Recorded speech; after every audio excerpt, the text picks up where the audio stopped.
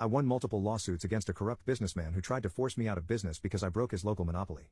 My lawyer and I filed a complaint about a month after the last case against me was dismissed. What we filed for was multiple accounts of malicious misuse of due process. After filing the complaint, we needed to serve the papers to the guy. I don't know who must have told him, but he dodged getting served for multiple weeks. The only reason the process server was able to serve him was because there was a meeting to approve the transfer of a liquor license between two businesses in the city. He and his lawyers answered the complaint and said everything in the complaint and the summons was a deliberate misrepresentation of the facts. None of the suits filed against me were in any way malicious, but given that the only thing that changed between most of the suits was the named defendant, it kind of disproves that. He then went on to say that this current suit was simply a move by me to get revenge on him for trying to protect his business. Pretty much the entire answer was just him saying, "No you." After that we moved into discovery. Through the discovery process, there were a couple of motions for dismissal by the defendant's counsel. The first was just a general, all the facts are wrong, and this is a lawsuit filed in bad faith. This was immediately thrown out by the judge because the four suits filed back-to-back with only the defendant being changed indicate that this was potentially a malicious lawsuit. The second motion was that these weren't malicious because the defendants were different. Effectively the argument is that if the same defendant, then it would be a malicious suit.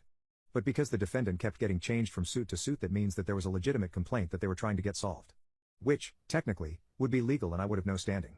However, the judge acknowledged that while the argument is legally sound if you simply look at the wording of the law, it completely violates the spirit that it was written in. And the actions of the defendant only serve to confirm that the previous lawsuits were filed in bad faith. So, then the motion was tossed out of court. Later during discovery, the defendant filed for a venue change. Seems how we filed in my local court, they argued that the local jury would be biased towards me. This was dismissed because they forgot to ask for a jury trial.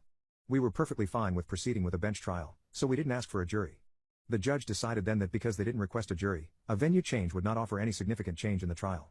They used that decision, and some history I have with the same judge, to appeal to the state court to dismiss the case. They refused.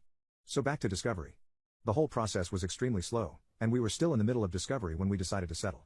We had received multiple settlement offers up to that point and rejected all of them. But at the end of November, the defendant decided to fire the manager of one of his businesses. The former manager then decided to turn over some text messages to the court. You see, we requested all communications about the malicious filings from last year that the defendant had made. That included text messages. That showed neither counsel nor the defendant did the proper diligence to comply with discovery. The defense was able to get that text removed from the evidence. While the text might not have been able to be used as evidence if we proceeded to trial, you can't erase that you hid evidence from the judge's memory. They don't tend to take that well. With this coming to light, and the chicanery that the defendant had been pulling, the judge was just over it at this point.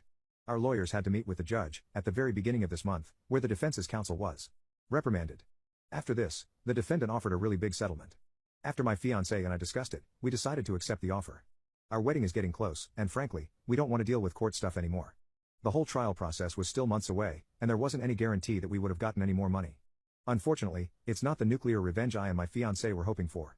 Although the settlement, after I settled the contingency pay for my lawyer, did repay the remainder of my loan, we will have a nice chunk of money left over.